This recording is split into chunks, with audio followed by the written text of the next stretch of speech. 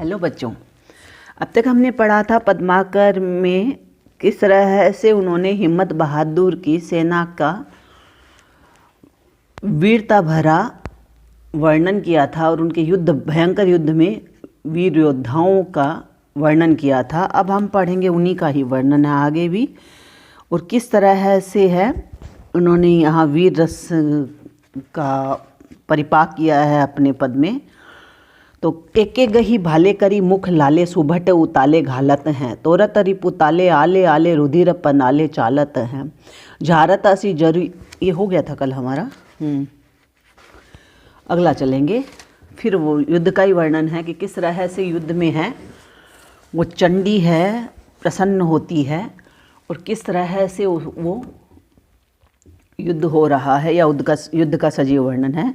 तो किल किल कत चंडी लही निज खंडी उमड़ी उमंडी हरसती है, संग ले बेतालनी दे दे तालनी मज्झा जालनी करसती है, जुगिननी जमाती ही हर्षाती खद खद खाती मासन को, रुधिरन सो भरी भरी खप्पर धरी धरी नचती करी करी हासन को। तो यहाँ पर कवि पद्माकर ने वीर से संबंधित पद का वर्णन किया है और इसमें युद्ध क्षेत्र का परंपरागत एवं ओजस्वी चित्रण हुआ है। कवि चारणों की शैली में युद्ध क्षेत्र के भयानक मार काट का दृश्य उपस्थित करते हुए कहते हैं कि किल किल कत चंडी, युद्ध क्षेत्र में भयंकर मारकाट हो रही है, ऐसे में युद्ध की देवी चंडी विकराल रूप धारण कर लही निज खंडी, अपनी चमचमाती तलवार हाथ में लेकर उमड़ी उमंडी किलकारियाँ मारती हुई चारों ओर घूम रही हैं और उमड़ कर अत्यधिक प्रसन्न हो रही है, हरसती है। संग ले बेतालनी, चंडी अपने साथ बेतालनियों को लिए हुए हैं। दे दे तालनी, वे तालियाँ बजा बजा कर युद्ध में मृत वीरों के मज्झा के जाल को खींच रही है, यानी मांस के जाल को खींच रही हैं, करसती है। और योगिनियों की जमातें हृदय से प्रसन्न हो रही हैं। जुगन्नी जमाती ही हरसाती, तो योगिनियों की जमातें हैं, समूह हैं, वो प्रसन्न हो रहे हैं हृदय से तथा खद खद करती हुई मांस खा रही हैं, खद खद खाती मांसन को।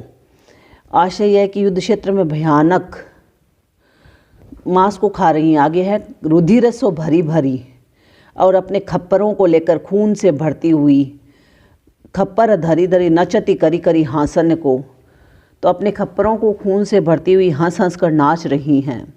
तो युद्ध में भयानक रक्तपात हो रहा है तथा वहाँ रणचंडी अपनी वेतालनियों के साथ प्रलय मचा रही है। अनुप्रास यमक पुनरुक्ति प्रकाश और रूपक अलंकारों का प्रयोग हुआ है बच्चों, और सवैया छंद है ही। अगला फिर कामद कला निधान कोविद कवि बंद को, काटत कलेश किल कल्पतर कैसे हैं, कहे पद्माकर भगीरथ से भागवान, भानुकुल भूषण भयो राम जैसे हैं, मानिनी मनोहरन महत मजेजवंत, माधव नरिंद तने तेजवंत तैसे हैं, कुरम कुलीन मान सिंगावत महाराज, साहिब सवाई श्री प्रताप सिंह ऐसे हैं। तो महाराजा सवाई प्रताप सिंह का यहाँ पर वर्णन हुआ है। तो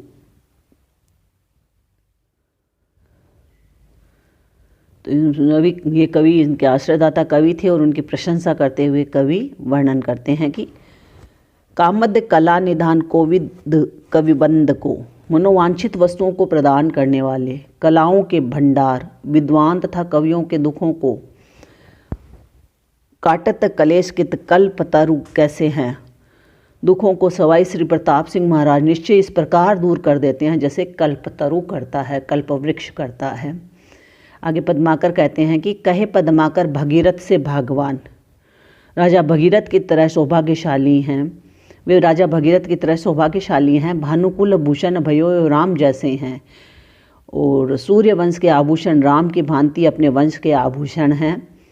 मानिनी मनोहरन महत मजेजवंत, वे मानिनी स्त्रियों के मन हरने वाले हैं, महान हैं तथा अत्यंत स्वाभिमानी हैं।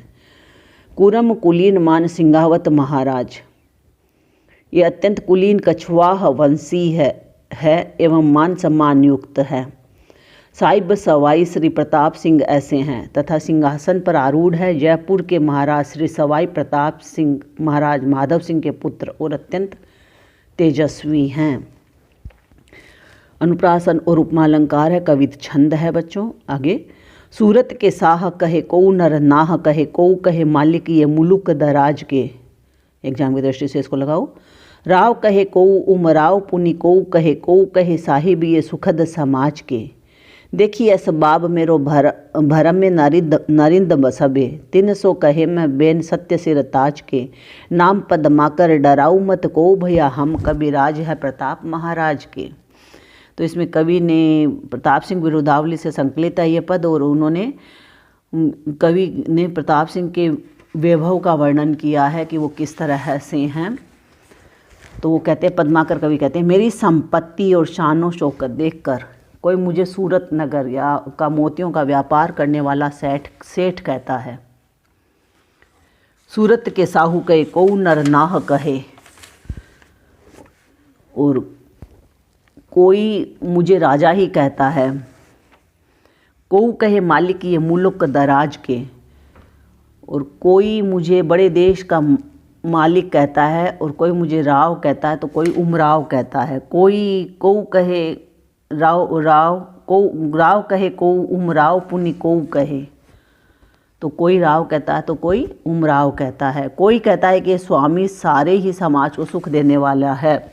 कोऊ कहे साहिब ये सुखद समाज के। देखिए असबाब मेरो भरम नरिंद सबे, मेरी संपत्ति को देखकर सारे ही राजा इस तरह भ्रमित व चकित हो जाते हैं। 300 कहे मैं बेन सत्य सिर ताज के, उन राजाओं से मैं सत्य वचन कहना चाहता हूँ कि मेरा नाम पद्माकर है।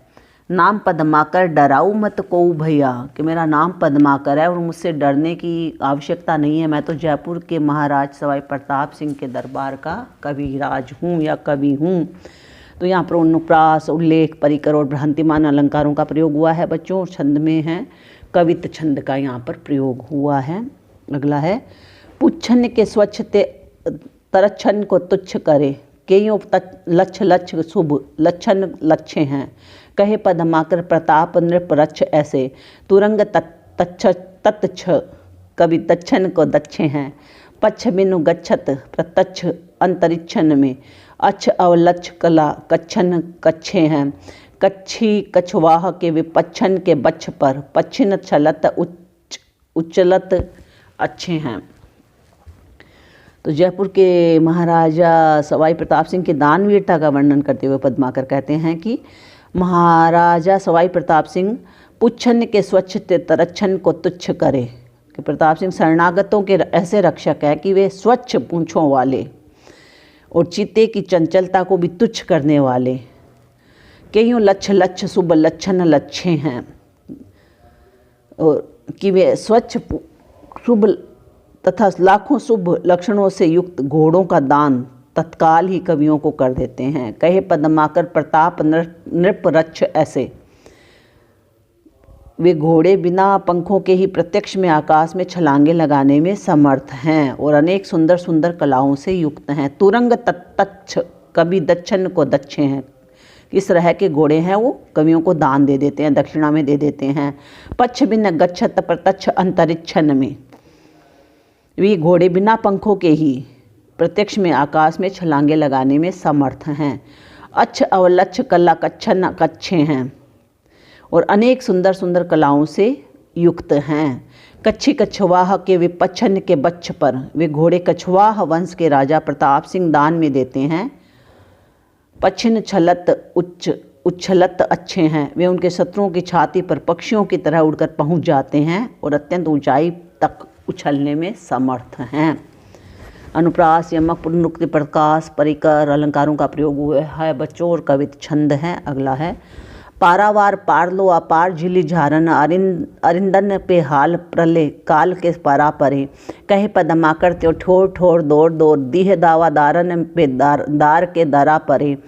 साहिब सवाई श्री प्रताप सिंह तेरी धाक, धरा के धरैया धक धक्कन धरा परे। चंड चक्र चाप लो, दंड दंड दाप लो, सुमार तंड ताप लो, प्रताप के छरा परे। तो जयपुर प्रताप महाराज श्री सवाई सिंह प्रताप सिंह की ही यहाँ पर वर्णन हुआ है। सेना समुद्र की सीमा तक बसने वाले पारावार पार लो, समुद्र की सीमा के परे भी अपार झीली झारन बसने वाले शत्रुओं पर आक्रमण करके अरिंदन पे हाल प्रलय काल के परा परे प्रलयकालीन लपटों की तरह उन्हें जलाकर घायल कर देती है। कहे पद्माकर त्यों ठोर ठोर दौड़ दौड़, पद्माकर कवि कहते हैं कि उसी प्रकार स्थान स्थान पर उनकी सेना दौड़ दौड़ कर दीह दावादारन पे दार के दरा परे दौड़ दौड़कर बहुत से शत्रु दावेदारों को दबाकर उनमें दरारें डाल देती हैं। साहिब सवाई श्री प्रताप सिंह तेरी धाक, सवाई प्रताप सिंह महाराज प्रताप सिंह की धाक ऐसी है कि धरा के धरैया धक धक्कन धरा परे कि उनके सामने पृथ्वी के अनेक राजा धक्के खाकर धरती पर गिर पड़ते हैं। चंड चक्र चापलों उदंड दंड दापलों, उन महाराज प्रताप सिंह की बंदूकों व तोपों से निकलने वाले गोलों के छर्रे तेजस्वी चक्र एवं धनुष के समान दुष्ट शत्रुओं के अभिमान को खंडित करके सुमार तंड तापलो प्रताप के छरा परे सूर्य के प्रकाश तक गिरते हैं, अर्थात उनके छरे बड़ी दूर तक पार करते हैं या मार करते हैं। तो अनुप्रास, यमक, पुनरुक्ति, प्रकाश, उपमा, अतिशोक्ति अलंकारों का प्रयोग हुआ है बच्चों, और कवित्त छंद है। बाकी हम कल पढ़ेंगे। धन्यवाद।